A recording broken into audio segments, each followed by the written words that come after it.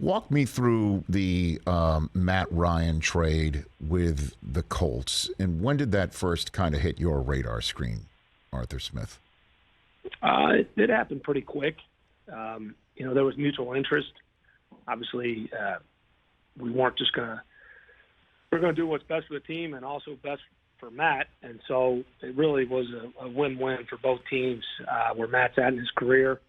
The conversations picked up pretty quickly that Thursday before it went down. And I love what Matt Ryan did for us last year, and he's obviously had a heck of a career in Atlanta, and I wouldn't bet against him for the rest of his career. But where we're at and, the salary cap situation, it was the best move for this team moving forward. So I'm happy as hell I got to work with him for the year I did.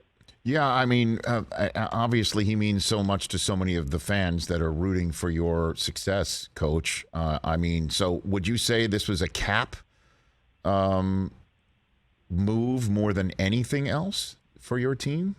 Would you name it that? I wouldn't just categorize it just a cap, but that was part of the strategy of where we're at. A lot of things have changed in the last calendar year since I've been here. And, going forward, you can keep playing the restructured game, and which he would have been willing to do, and it just we did a lot of different accounting tricks, or we can open up some cap space for 23. So we're excited about it, and we're excited about the team that we'll put out there this fall and compete. Because you got to.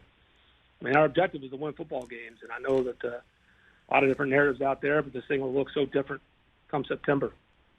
Arthur Smith, Atlanta Falcons head coach, here on the Rich Eisen Show. And so what would you categorize are the holes that you'd like to hit and fix in days, in a week and a half from now, over the 3 days of the draft? What would you identify that you're free to identify? There's really at every spot, Rich. Where we're at, we got a pretty young team with a few vets surrounding it. But, that's the thing is, you don't want to be desperate and reach, and that could come back to hurt you in the future years or as we continue the team build. So, like I said, we'll stick to it. We'll take the best player available. We'll be smart about it. But, we'll take help everywhere. Is that evasive enough for you? No, actually, I prefer more evasive. I'll keep working at it.